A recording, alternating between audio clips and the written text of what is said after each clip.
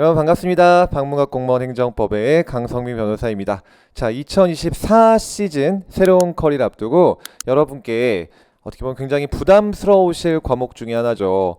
이 행정법 총론 내지 행정법을 어떻게 공부하셔야 할지 그 공부 방법에 관한 간단한 팁 몇 가지와 그 공부 방법을 모두 녹여낸 여러분이 2024년도 시험에 반드시 합격하실 수 있도록 이끌어드릴 제 커리큘럼에 대한 소개 이상 두 가지를 이 영상을 통해서 말씀드리려고 합니다.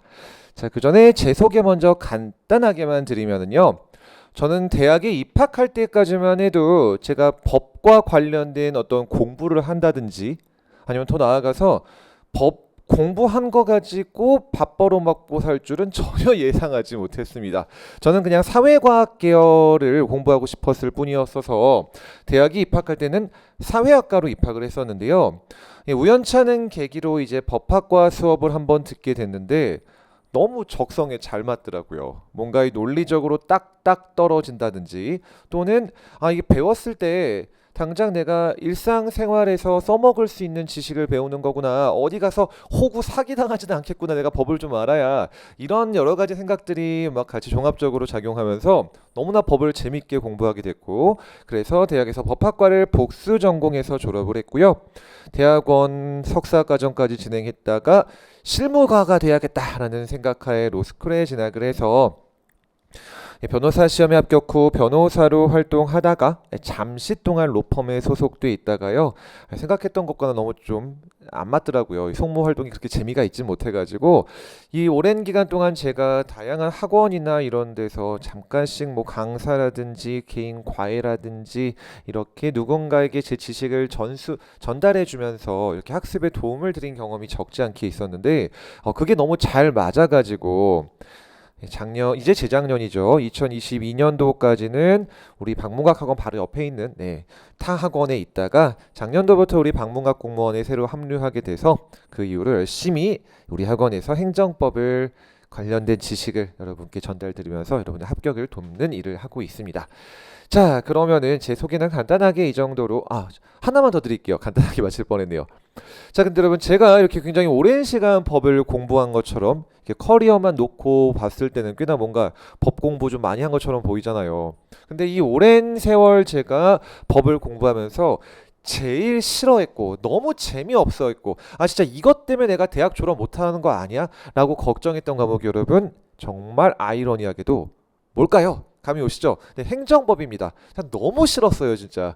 굉장히 재밌게 공부했던 법은 배우는 족족 뭔가 일상생활에서 써먹을 수 있을 것 같은 민법이나 또는 범죄와 관련된 내용을 다루는 형법 이런 걸 참 좋아했고요. 뭔가 추상적인 내용 배우는 것 같은 대체 뭘 배우는지도 모르는 것 같은 헌법이나 행정법 같은 거는 정말 재미없게 힘들게 공부했던 기억이 나요. 한편으로는 과목 자체가 재미없었다기보다는 과목이 재미없으면 안 되죠. 그럼 여러분도 똑같은 저와 같이 제가 겪었던 그 힘든 시간을 겪으셔야 되는데 그렇다기보다는 잘못된 공부 방법, 잘못된 순서를 가지고 공부를 했기 때문에 너무나 재미없게 공부를 했던 거고 그러다 보니까 오히려 참 인생에서 쓸모없는 시간은 진짜 단 한순간도 존재하지 않는구나 라고 느끼는 게 제가 그렇게 오랜 시간 행정법을 힘들게 공부해 온 것이 역으로 이렇게 행정법 공부하면 절대 안 되는구나를 저에게 정말로 잘 가르쳐 줬거든요. 제가 경험을 했으니까. 행정법은 이렇게 공부하면 안 되고 반드시 이렇게 공부해야 된다. 이렇게 공부해야 효율적으로 빨리 수험에서 합격권에 이를 수 있도록 실력 향상이 가능하겠구나를 자신 있게 말씀드릴 수 있습니다. 누구보다 제가 잘 말씀드릴 수가 있어요. 왜? 내가 너무 힘들게 공부했으니까. 그 경험을 바탕으로 여러분이 참 힘들게 느껴지실, 어렵게 느껴질 행정법을 어떻게 공부해야 하는지 세 가지 큰 주제를 가지고 말씀을 드려볼게요. 자, 첫 번째. 자, 한자를 좀 썼습니다. 어려운 한자는 아니에요, 여러분. 앞선자의 뒤호자죠. 여러분, 한자가 저보다 더 잘 아셔야 되니까 이제 국어 시험도 보셔야 되는데 행정법은 여러분 철저하게 먼저 이해를 하신 후에 그 이해를 베이스로 나중에 외워야 되는 부분들은 억지로 막 꾸역꾸역 암기하려고 해서 외우는 것이 아니라 자동으로 암기되는 방식으로 공부를 하셔야 됩니다. 여기서의 포인트는 자동암기보다는 선이해예요. 대부분의 정말 많은 수험생들 또는 수험과 무관할지라도 법 공부를 해본 적 없으신 분들이 갖는 법에 대한 가장 큰 오해 중에 하나는, 야, 그 드라마나 영화 보면은 뭔가 변호사 드라마, 법정 드라마 같은 거 보면 뭐 변호사 막 나와가지고 판사님 몇 조 몇 항에 따르면 어쩌고 저쩌고라고 써 있는데 뭐 이거 어쩌고 저쩌고 아닙니까? 라고 막 법조문을 읊어대는 장면도 나오고, 딱 누르면은 몇 조 몇 항은 뭐다라고 튀어나올 정도로 법조문을 달달 외워야만 어떤 법학 시험에 통과하다거나 그런 법조인이 된다거나 이런 것이 아닐까라는 오해를 많이 하고 계시는데, 여러분 결론부터 말씀드릴게요. 법은 절대, 행정법도 마찬가지죠, 그렇게 단순 무식하게 달달달 외우는 과목이 절대 아니에요. 1조는 뭐, 2조는 뭐, 3조는 뭐, 행정법이란 법을 그렇게 달달 외우는 것이 전혀 아니고, 법학을 제가 왜 재미를 느꼈다고 말씀드렸죠? 일상생활에서 쓸 수 있는 살아있는 지식이니까. 당장 이걸 내가 알아두면은 어디 가서 사기는 안 당할 것 같으니까, 호객님은 되지 않을 것 같으니까. 그 말인즉 이 살아있는 실천 학문인 법학은 우리 일상생활에서 우리가 쉽게 생각할 수 있는 다양한 사례랑 너무 밀접한 관련이 있고요. 그런 다양한 사례를 통해 가지고 행정법의 주요 내용을 먼저 피부로 느끼고 이해를 하는 것이 급선 가장 중요한 단계예요. 물론 이 이해를 위해서는 어려운 법학 용어를 쉽게 풀어서 말씀드리는 쉬운 사례가 활용되어야 되겠고요. 이 쉬운 사례를 활용해서 여러분을 이해시켜 드려야 하는 것이 앞에 서 있는 행정법 강사인 제 역할이 되는 거죠. 이런 사례를 한번 말씀드려 볼게요, 여러분. 여러분이 나중에 시험에 합격하셔서 자동차를 구입한다라고 가정을 할 때, 혹시나 초보 운전이시면은 새 차는 그렇게 추천드리지 않겠습니다. 분명히 한 번쯤은 긁고 받고 사고가 나게 돼 있어요. 저도 워낙 오래전 일이긴 하지만 이제 면허 따고 나서 한 몇 년 후에 처음으로 이제 운전을 하게 됐는데 많이 긁어 먹었죠. 주차하면 면허 시험에서 봤던 거랑 완전히 다르니까 많이 긁기도 하고, 혼자 다행히 차 대 차로 사고 나진 않아가지고 뭐 혼자 긁어 먹고 혼자 뿌개트리고 뭐 이런 짓을 많이 했었는데, 여러분. 자, 그래서 중고 자동차를, 그래 혹시 사고 날지 모르니까 처음에 좀 마음 편하게 중고차를 하나 사자, 중고차 산다고 가정을 해볼게요. 여러분이 중고차 살 때 뭘 조심해야 될까요? 우리가 쉽게 아는 거, 사고차인데 소위 사기당하지 않도록 조심하셔야 되는 건 너무 당연하죠. 근데 그것도 당연히 중요해요. 자, 근데 많은 분들이 간과하시는 부분 중에 하나, 그리고 놓치면 큰일 나는 부분 중에 하나가 중고차에 과태료 체납, 미납이라고 쓸게요. 그냥 쉬운 용어로 미납된 게 있는지 반드시 확인하셔야 됩니다, 여러분. 굉장히 중요한 생활 팁이에요. 이런 중요한 촬영을 할 때 우리 RGB 켜졌는데 그냥 무시하고 말씀을 드리도록 할게요, 여러분. 왜 과태료 체납된 걸 반드시 확인하셔야 되느냐, 여러분. 갑자기 선 이해해라, 쉬운 사례를 가지고 이해해야 된다라고 말씀드리면서 제가 뜬금없이 중고차와 과태료를 가져왔죠, 여러분. 이런 지금 우리가 쉽게 생각할 수 있는 중고차 사례 하나에서도 시험에 나오는 행정법의 개념이 여러 가지가 등장하기 때문인데요. 이렇게 해볼게요. A라는 사람이 자신의 차를 운전하다 팔았습니다, B한테. 이게 바로 중고차잖아요. 남의 차를 사는 거. 중고차를 매각한 거예요. 근데 이 A가 운전하면서 정말 운전을 그지같이 해가지고 온갖 신호위반, 뭐 불법 유턴, 과태료랑 과태료는 다 받아가지고 자기 차에 과태료 한 500만 원 정도 걸려 있었더라고 해볼게요. 과태료 500이나 받고 안 내고 끝까지 버티다가 B한테 팔았다. 자, 그럼 여러분 어떤 문제가 생기냐? 이 운전교통법규 위반으로 인한 과태료는요, A한테 이루어지는 것이 아니라요, 그 자동차에 대해서 이루어집니다. 정확하게 말하면 그 자동차 번호판에 대해서 과태료가 붙어요. 즉 A라는 사람에 대해 붙는 게 아니라 번호판, 자동차, 물건에 대해서 과태료가 붙게 되고, 그런 거를 물건을 대상으로 하는 처분이다. 그래서 대물적 처분이라고 부릅니다. 물론 우리가 아직 처분이라는 말도 뭔 말인지 모르겠지만 어쨌든 물건을 향해서 과태료가 붙는구나라는 말은 쉽게 지금 이해가 되실 거예요.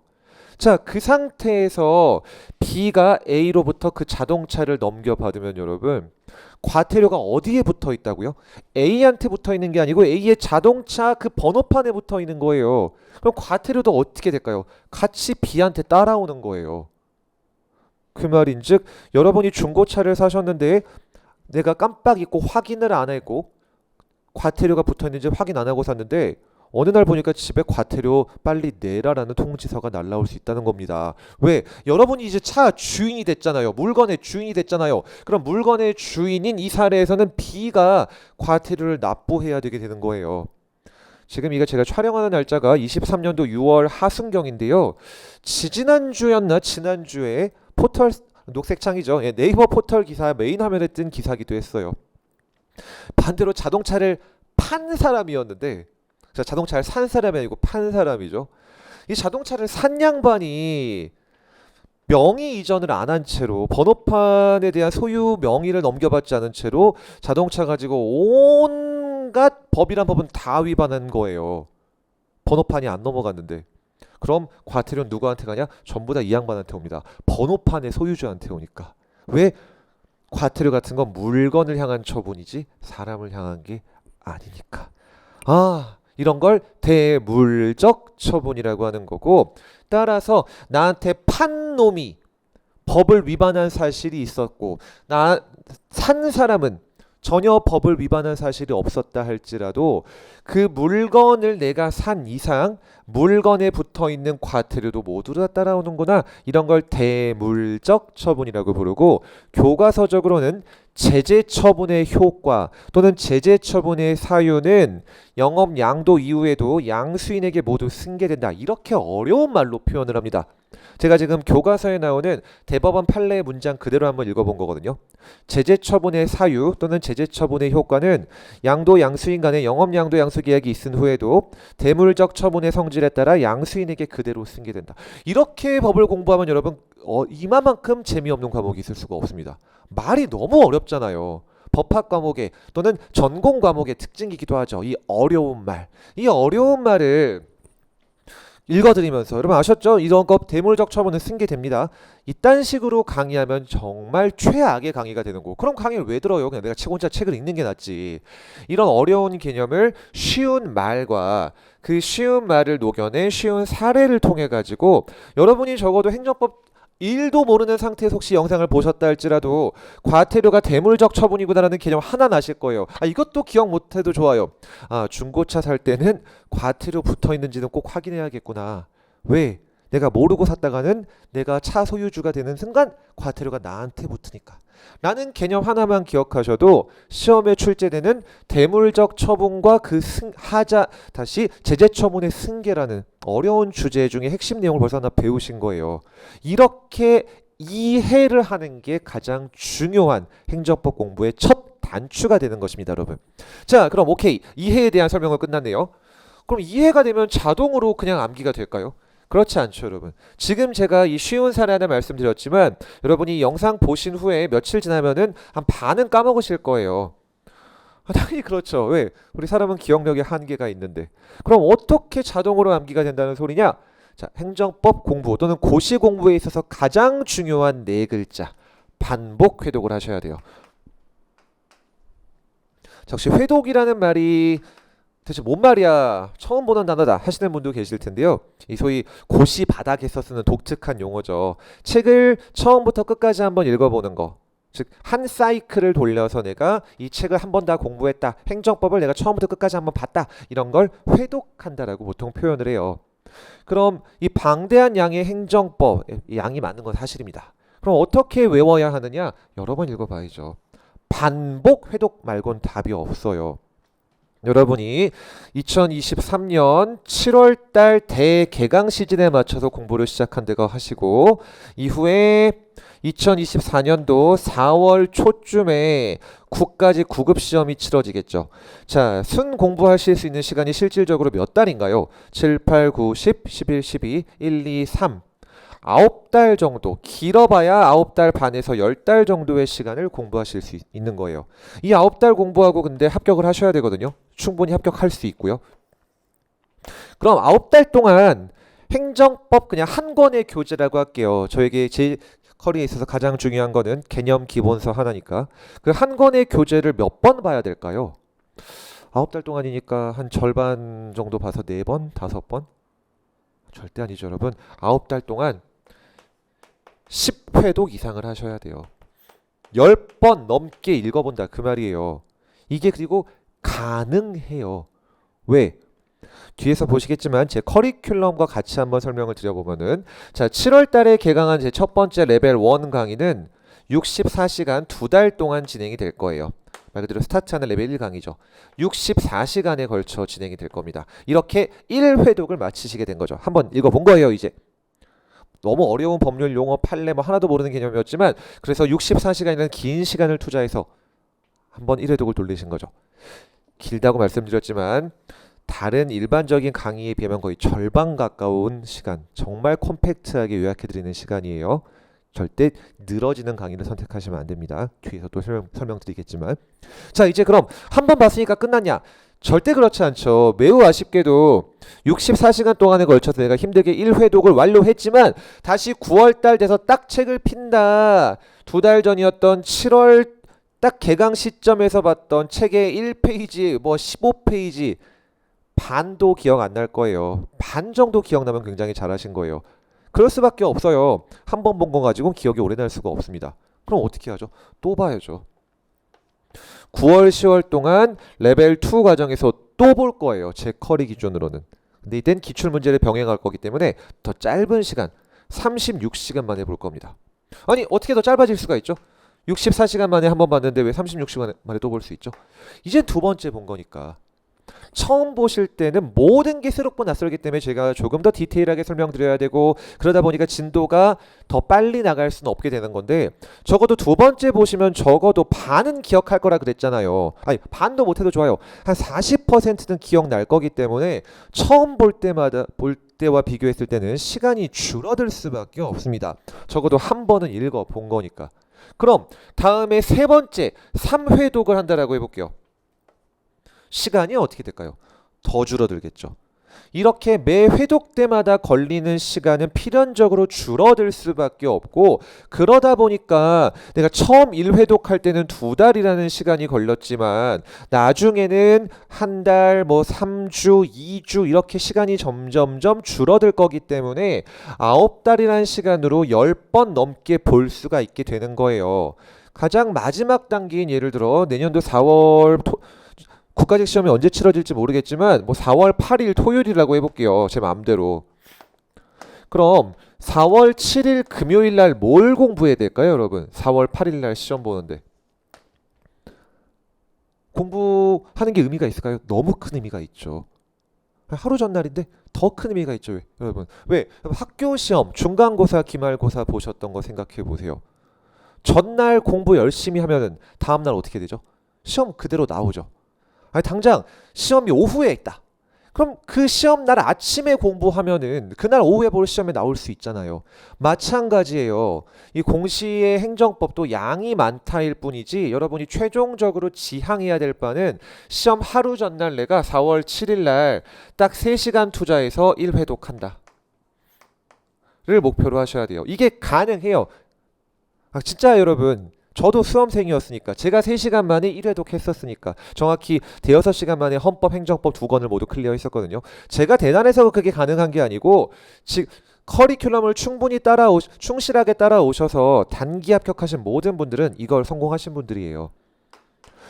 그럼 전날 본 게 다음날 기억이 안 날 확률은 희박하겠죠. 그 전날 본 거는 내가 1년 동안 9달 동안 봐온 건데, 그럼 어떻게 3시간 만에 1회독 그 두꺼운 책을 다 넘겨볼 수 있냐? 9달 동안 10번 넘게 봐왔기 때문에. 내가 맨날 틀리고 맨날 헷갈려하고 어려운 부분이 무엇인지를 내가 이미 내 책에 모두 다 표시해 놨기 때문에 그 부분만 딱 정리하고 들어가는 거예요. 그럼 3시간이면 충분하고도 남죠. 그리고 이런 과정을 소위 단권하라고 부르는 거예요. 단권하라는 표현은 여러분 아마 학창시절 때도 다 써보셨을 거예요. 그 과정을 저와 함께 9달이라는 시간, 지방직 시험이면 뭐 6월달이니까 11달이 되겠네요. 11달의 시간 동안 진행하시게 될 거고, 그러한 과정이 바로 반복 회독입니다. 토할 때까지 반복해서 보는 거죠. 진짜 지겨워 죽을 정도로. 자, 그렇게 반복 회독하다 보면 어떻게 될까요, 여러분? 앞에 있던 내용이죠. 그냥 어느 순간 외워져 있어요. 내가 억지로 막 머릿속에 집어넣으려고 해서 외워진 게 아니라 자동으로 그냥 머릿속에 기억이 남아 있습니다. 10번 넘게 보면은. 이렇게 비유를 드릴 수 있겠네요. 좋아하는 노래나 좋아하는 영화, 드라마 생각해 보세요. 저 같은 경우는 특히 그 집에서 그냥 아무것도 뭐 작업을 하거나 뭘 하든지 간에 그냥 텔레비를 보통 좀 켜놓고 사는 편이에요. 보든 안 보든. 그러다가 제가 좋아하는 영화가 나오거나 드라마가 나오면은 이제 그 부분만큼은 이제 대사 한번 따라치고 싶어가지고 다시 보고 막 이런 경우가 굉장히 많은데, 뭐 여러 가지 영화 있죠. 뭐 타짜라든지 원빈님 나오는 뭐 아저씨라든지, 이거는 전체적인 스토리는 뭔지도 모르지만 맨날 그 부분만 봤기 때문에, 아 참아 이건 비속어라 제가 이 촬영 중엔 할 수가 없는데, 해바라기 김래원님 나온 영화 있죠. 오태식이 왔구나 뭐 이런 영화 혹시 아시는지 모르겠어요. 그냥 대사가 줄줄이 나와요. 왜? 너무 많이 보다 보니까. 마찬가지 여러분. 여러분도 아마 이런 영화가 있으실 수도 있을 거고, 좋아하는 노래 그냥 이어폰 꽂고 많이 듣다 보면 자동으로 따라 부르게 돼 있죠. 마찬가지예요. 행정법이란 과목, 법학 과목도 결국에는 암기해야 되는 과목이긴 한데, 그 암기는 꾸역꾸역 막 재미없게 오늘 내가 영어 단어 100개 외우는 것처럼 행정법 판례 50개 외워야지, 뭐 50페이지까지 신도 나가서 외워야지, 이렇게 재미없게 공부하는 게 아니라, 제가 쉬운 사례를 통해서 행정법의 개념을 먼저 이해시켜 드릴 거예요. 강의를 통해서. 그 이후에 저와 함께 계속해서 커리큘럼 과정에서 자연스럽게 문제도 풀고 개념도 또 복습하고 복습하고 10번 넘게 보다 보면은 그냥 어느 순간 기억이 나게 돼 있습니다. 이런 식으로 공부를 하시면은 생각보다 법학 공부라는 게 그렇게 힘들고 고된 시간이 아니라 재밌는 시간이 될 거예요. 법학 공부의 공부 시간이요. 아 진짜예요. 제가 가장 이제 좀 감사드리는 합격수기 같은 것들이, 아 행정법이 가장 재밌는 과목이 됐습니다, 막 이런 것들이거든요. 그게 가능하다니까요 여러분. 그리고 이 수험행정법은 불친절한 것 같지만 생각보다 굉장히 친절한 과목인 게, 자 공부 방법의 마지막 특징입니다. 기출 문제가 진짜 너무너무 중요한 과목이에요. 아, 뭐 당연한 소리 하고 앉았지, 기출 문제가 안 중요한 게 어딨어, 뭐 이렇게 생각하실지 모르겠지만 여러분, 행정법은 다른 국어, 영어, 한국사, 뭐 행정학, 교육학, 사회복지학 등과 비교했을 때 기출의 중요성이 진짜 비교할 수 없을 정도로 높습니다. 너무 중요해요. 어떻게 보면 제일 중요한 것 중 하나예요. 왜 그러느냐? 우리 공시행정법은 철저하게 5글자로 딱 말씀드릴 수 있겠네요. 기출의 반복이라는 출제 경향을 가지고 있습니다. 우리가 통상 학교 시험 같은 걸 생각해 보면은 족보가 중요하긴 하겠지만 족보에서 그대로 나올 확률은 매우 희박하죠. 특히 예를 들어 전년도에 교수님께서 내신 시험을 그대로 내시는 경우는 거의 안 계실 거예요. 아, 물론 성의 없게 출제하시면 똑같이 낼 수도 있겠지만 조금이라도 신경 쓰시는 교수님들은 전년도에 낸 걸 그대로 내시진 않죠. 당연하죠. 왜? 그런 변별력이 없어지니까. 행정법은 그렇지가 않아요 여러분. 나왔던 기출이 계속해서 반복되는 특징을 가지고 있습니다. 그렇기 때문에 기출 문제가 너무너무 중요하고, 그럼 강사인 제 입장에서도 교재를 만들 때 뭐에 기초를 두고 만들어야 될까요? 당연히 반복된 기출을 중심으로 저는 교재를 만들었을 거고, 그 기출된 내용 중심으로 강의가 이루어지겠죠. 그리고 여러분이 복습하실 때도 당연히 기출이 녹아 들어가 있는 교재, 그리고 기출 문제, 그리고 그걸 베이스로 이루어진 강의를 반복 회독하시다 보면은 자동으로 그냥 행정법이 고득점이 나오게 되는 거예요. 그러다 보니까 나오는 영역이 워낙에 명확하게 정해져 있기 때문에 어디 막 거지 같은 거 출제위원님들, 교수님들의 교과서 어디에도 나오지 않는다든지, 뭐 한국사로 비유하면은 야 그거 몇 년도에 일어났어, 1860년이야 1861년이야, 이딴 식의 저질스러운 수준 떨어지는 문제는 절대 출제되지 않고요. 실무상 중요하게 다루어지는 부분들 중심으로 출제가 이루어지고, 그게 바로 이미 다 반복됐던 기출 내용이에요. 그럼 모든 게 다 통하죠. 실무에서 중요한 부분이 결국 이론적으로 중요한 부분이고, 그 이론적으로 중요한 부분이 출제가 되고 있고, 그 출제된 거는 심지어 빈출된다. 여러분이 공부하셔야 될 내용은 명확하게 딱 좁혀집니다. 기출된 내용 중심으로 공부해야겠구나.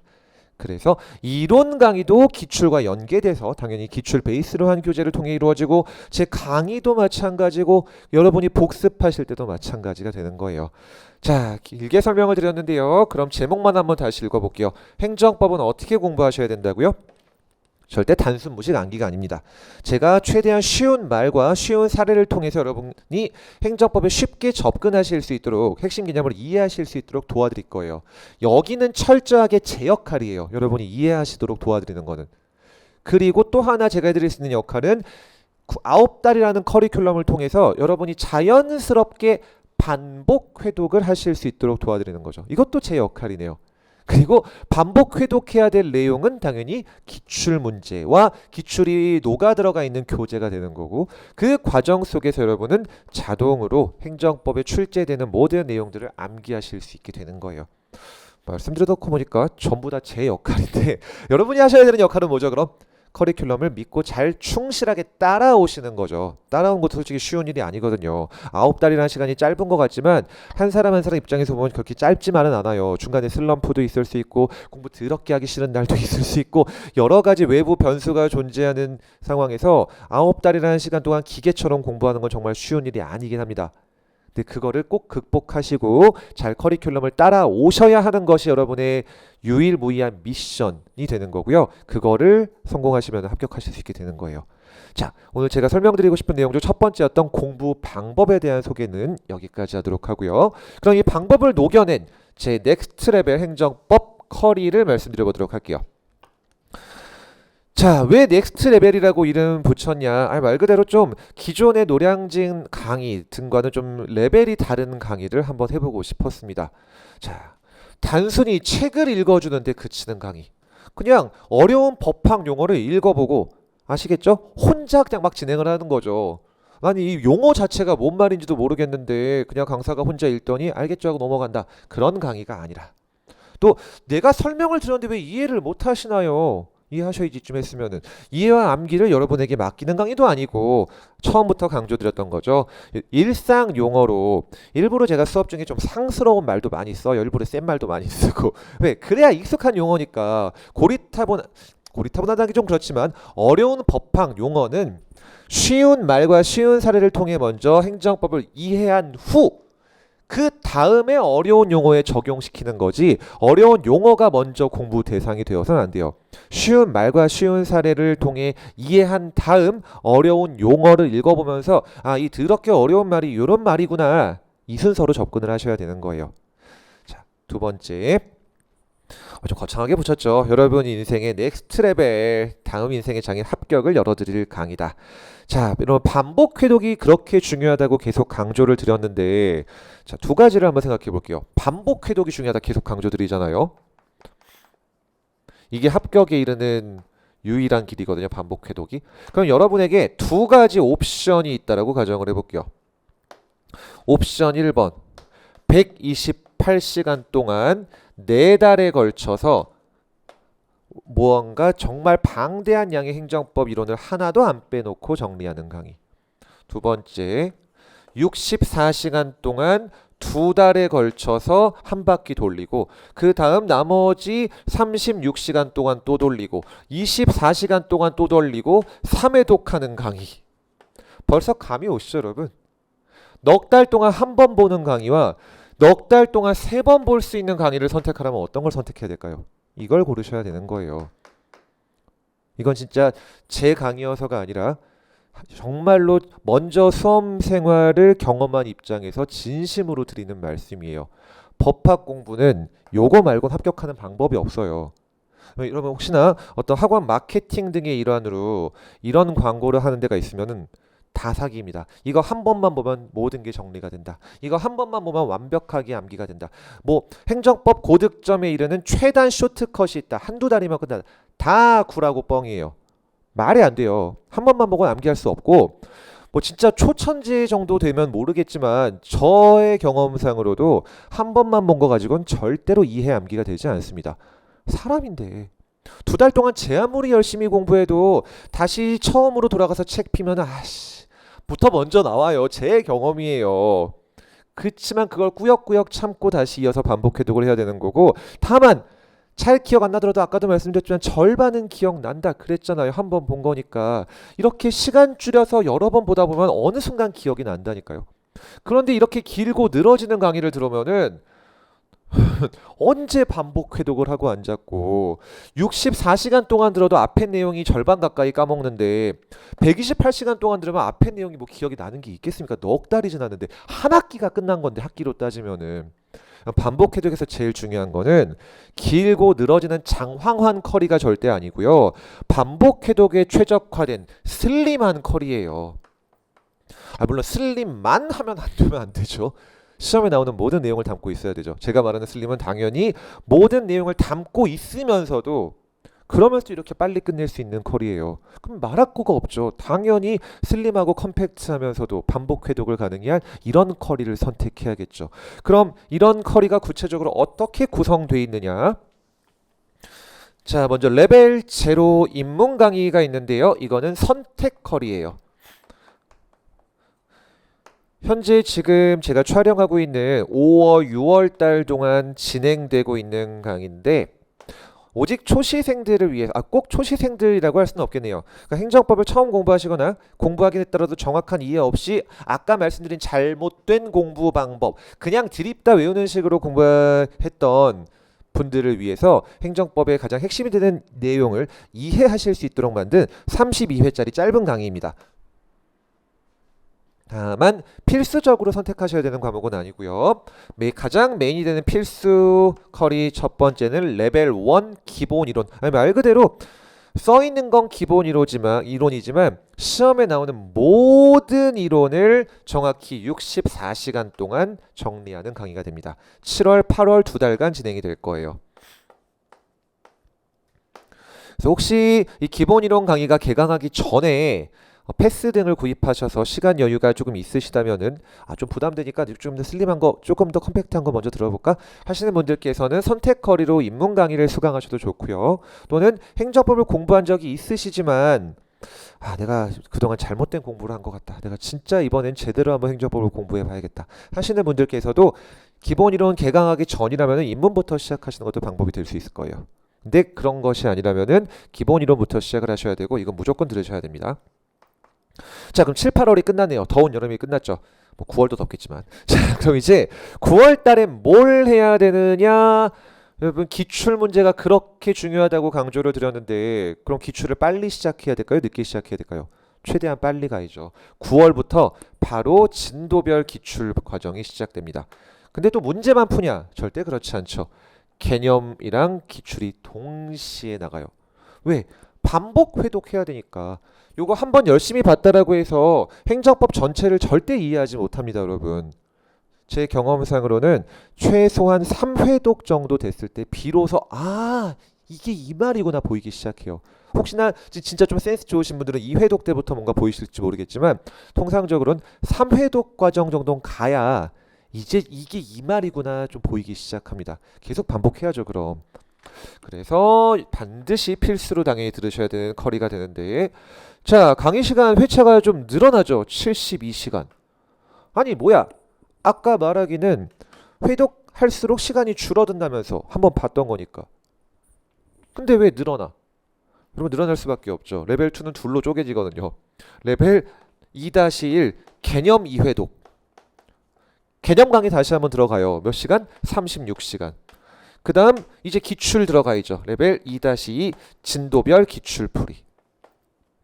즉 일주일에 2번씩 수업이 진행이 될 텐데 하루는 진도를 어떻게 보면 복습이죠. 이제 1회독도 했으니까 레벨 1 때 진도를 나가는 수업을 다시 한번 하고 그 다음 여러분께서 그 진도 나간 부분에 대한 기출 문제를 풀어 오시면은 그 부분에 대한 해설 강의가 36시간 동안 진행되는 식으로 이루어집니다. 어떻게 보면은 2회독이 동시에 이루어지는 거예요. 개념 강의 한번 하고 기출 강의도 또 한 번 하니까. 그리고 그럼에도 불구하고 개념 강의 시간은 엄청나게 단축된 거고 또 그럼에도 불구하고 꼴랑 8시간밖에 차이가 안 나는 거죠. 그래서 실질적으로 레벨 1, 2만 하셔도 3회독의 효과가 발생하는 겁니다. 그럴 수밖에 없죠. 개념 2번 했고 기출 또 한 번 했는데. 그리고 이상의 강의가 9월부터 10월까지 9주에 걸쳐 이루어지게 될 거예요. 제 모든 커리큘럼 통틀어서 가장 좀 헤비한 커리 중에 하나예요. 그만큼 중요한 커리 중에 하나고요. 그리고 이 진도별 기출 과정에서는 일행집 9급 기출 문제를 풀어보게 될 거고요. 총 700문제를 풀어보시게 될 겁니다. 자, 그럼 9급 기출 풀었으니까 이제 끝났냐? 아니죠, 여러분. 뭐도 풀어야 될까요? 바로 레벨 3 7급 기출 문제도 푸셔야 됩니다. 아니 선생님, 저 9급 수험생인데 7급 문제 풀어야 할 필요가 있을까요? 있을까요가 아니고 무조건 푸셔야 돼요.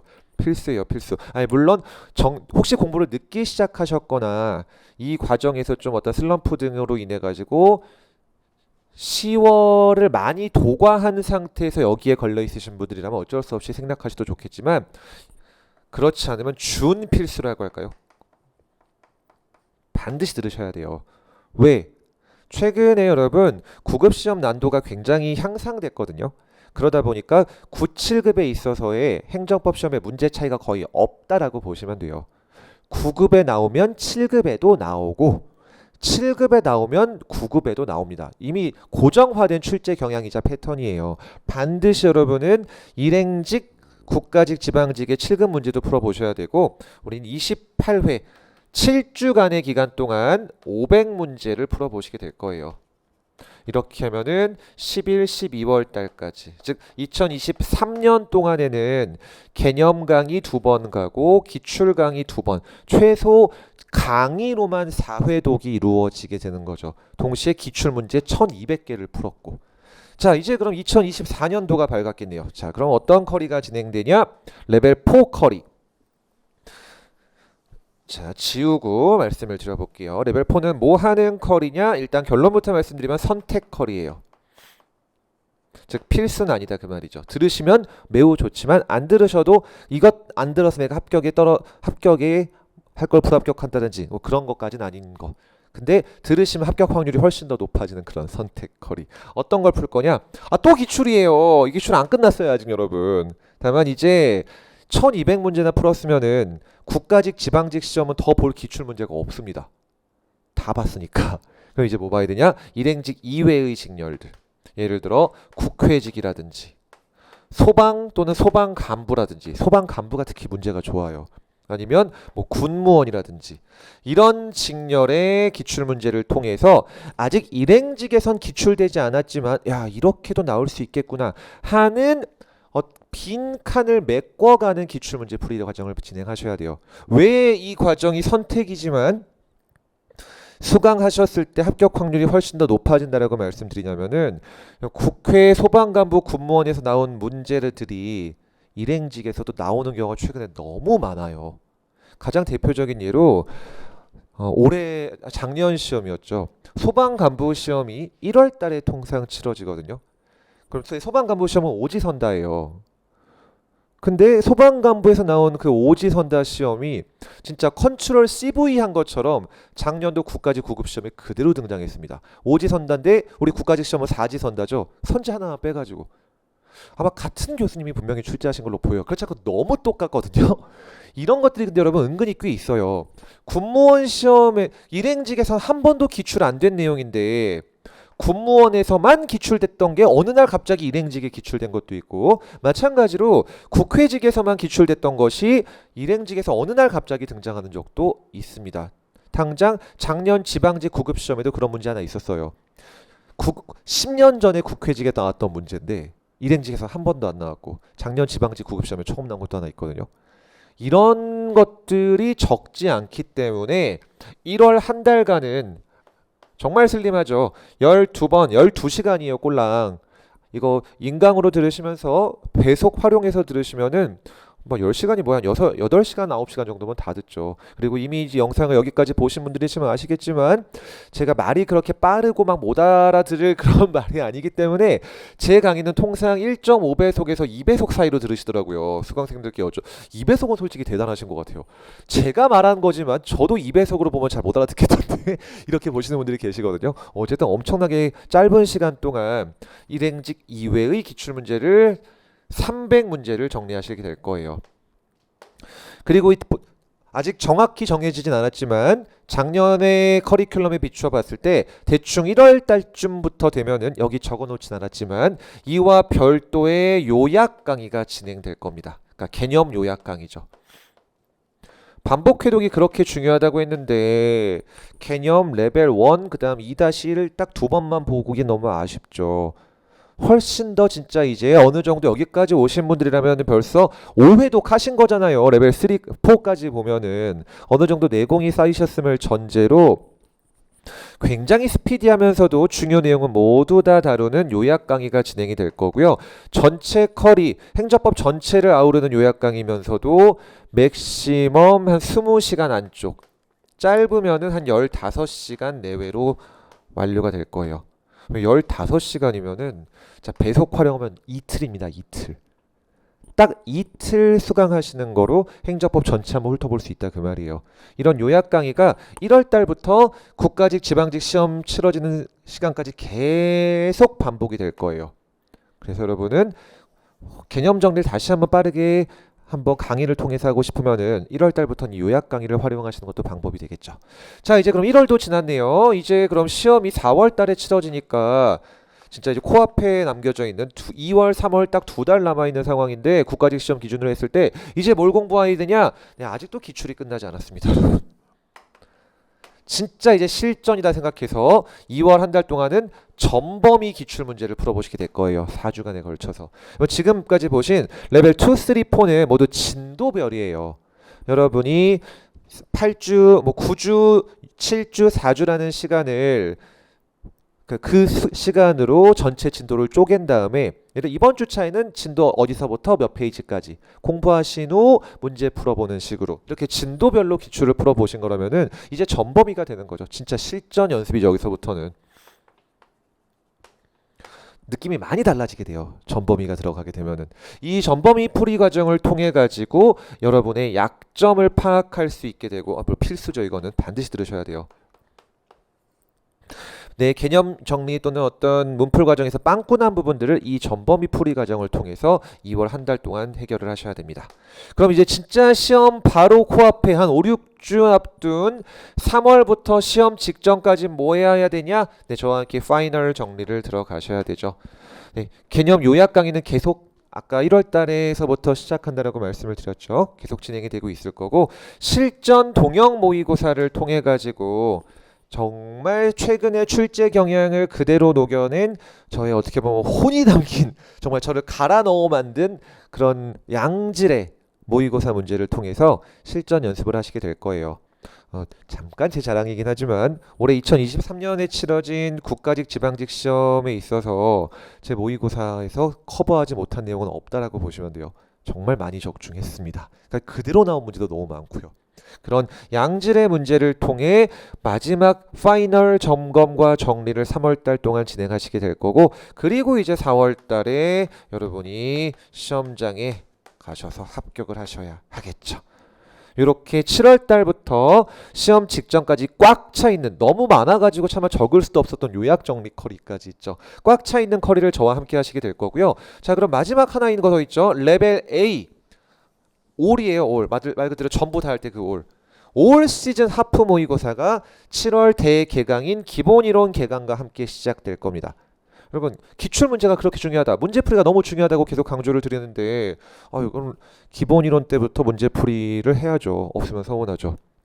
매주 한 1회 1시간이란 적어놨지만 제가 좀 말이 많아서 1시간 반 정도는 보통 하더라고요. 자, 1시간 반 정도를 통해 가지고 그 주에 배우신 내용들을 그러니까 전주에 배우신 내용들을 하프 모의고사 형태로 10문제씩 저와 함께 시험 직전까지 계속 진도를 나가게 될 거고요. 초반에는 진도별로 공부를 하다가 전범위 커리가 시작되는 한 레벨 5를 전후에서는 이 하프 모의고사로 진짜 실전 하프 모의고사처럼 전범위로 진행이 될 거예요. 그리고 별도로 교재는 준비하실 필요도 없습니다. 프린트를 다 제공해 드릴 거거든요. 이렇게 레벨 0부터 레벨 5까지 짜임새 있게 만들어진 개념 강의와 문풀 과정을 그냥 아까도 말씀드렸듯 충실하게 따라오시다 보면은 자동으로 암기되어 있는 모습을 발견하시게 될 거고 그때쯤 되시면 이제 합격하실 수 있게 되는 거죠. 자, 이제 그럼 마지막으로 여러분께 제 홍보 조금만 하고 마무리를 드리면은 자, 행정법 공부를 처음 하시든 아니면은 어느 정도 공부해 보신 분이든 행정법 공부에 도움이 되는 여러 가지 자료들도 올려드리고 그다음 뭐 도움이 될 수 있는 여러 가지 내용들을 제공해 드리는 제 네이버 카페 강성빈 행정법 카페를 운영하고 있습니다. 네, 이름이 그냥 참 직관적이죠. 제 강성빈 행정법이고요. 보시면 이게 지금 메인 화면이고요. 뭐 공지사항 Q&A 있고 네, 주간 하프 모의고사 별도 프린트로 문제 제공해 드린다 그랬잖아요. 예, 벌써 중간에 한번 이름을 바꿔서 주간 하포 12회라고 적혀 있는데 작년에 시작한 것까지 하면 총 한 40 몇 회치에 벌써 문제가 올라가 있습니다. 이런 모의고사 문제도 제공해드리고 또 오시면 다양한 합격 후기도 보실 수 있게 될 거예요. 지방지 100점 받으신 분 제가 다 100점 받은 것처럼 기뻐요. 특히 어디 섰나요? 네, 또 감사드리며 95점. 쉽게 하나 틀리셨지만 정말 잘하셨죠. 두 분 다 합격권을 지금 눈앞에 두신 분들인데, 그러니까 합격 소식을 자 이렇게 카페를 활용하셔서 수험에 필요한 여러 가지 정보를 얻으실 수 있는 네이버 카페 강성민 행정법도 꼭 가입하시기를 바라겠습니다. 자, 제가 준비한 내용은 여기까지입니다. 두 가지를 말씀드렸죠. 행정법 공부 어떻게 하셔야 되는지, 어떻게? 세 가지. 제가 쉬운 말과 쉬운 사례로 행정법의 개념을 이해시켜 드릴 거다. 그 다음 저와 함께 촘촘하게 짜여진 반복 회독에 최적화된 커리큘럼을 통해서 그리고 그 커리큘럼은 당연히 기출 베이스로 만들어져 있고 여러 번 읽다 보면 자동으로 암기가 돼 있으실 거다. 그리고 그것을 가능하게 한 슬림하고 컴팩트한 강의를 통해서 말 그대로 여기 읽을 때마다 항상 좀 오글거리지만 네, 어나더 레벨의 강의로 여러분이 2024 시험에 한 방에 합격하셔서 대한민국 또는 지자체 공무원이 되실 수 있도록 최선을 다해 저도 열심히 한 시즌 동안 달려보도록 하겠습니다. 자, 7월 달부터 여러분 함께 열심히 달려보도록 해요. 여기까지 하겠습니다. 감사합니다.